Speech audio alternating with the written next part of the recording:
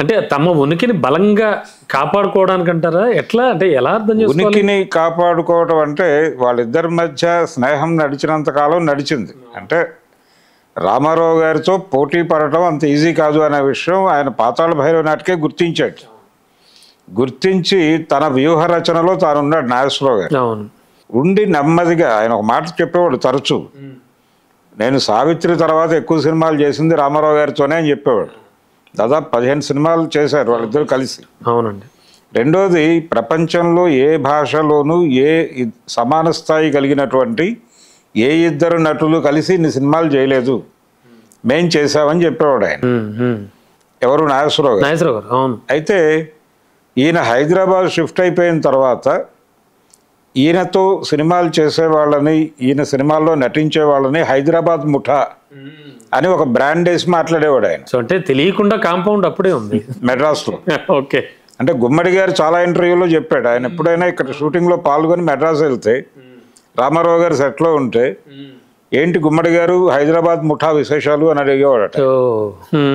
అడిగేవారు ఇలాగా అని చెప్పాడు ఆయన. రెండోది, ఆయన ఆంధ్రపత్రికకి ఒక ఓపెన్ లెటర్ రాశాడు ఎన్టీఆర్. అది పబ్లిష్ అయింది, ఇప్పటికీ దొరుకుతుంది.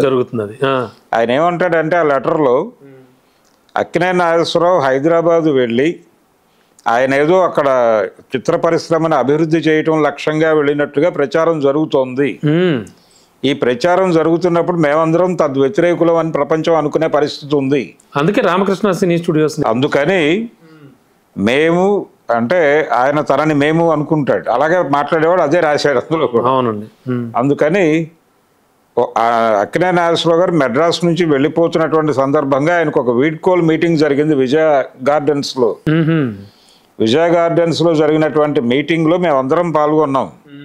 ఆయన ఆ సందర్భంగా వేదికెక్కి మాట్లాడింది ఏమిటి, ఏమంటాడు ఆయన ఆ రోజు మీటింగ్లో, నేను నా పిల్లలకి తెలుగు చదువు నేర్పించుకోవటానికి, అలాగే అక్కడ కొత్త వ్యాపారాల్లోకి విస్తరించడం కోసం నేను వెడుతున్నాను తప్ప ఇంకేదో ఉద్దేశాలు నాకు లేవు అని చెప్పాడు ఆ రోజు ఓపెన్గా డయాస్ మీద. అదే అనుకున్నాం మేము కూడా.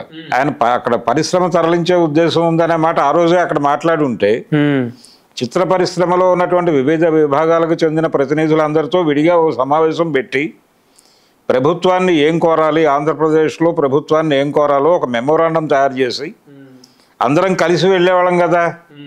మేమేం వ్యతిరేకులం కాదు, నువ్వు అసలు ప్రోగ్రామే అనౌన్స్ చేయాలి ఆ రోజు. నువ్వు వెడుతున్న ఉద్దేశం ఒకటి చెప్పావు, ఇక్కడ అక్కడికి వెళ్ళి ఇంకేదో మాట్లాడుతున్నావు.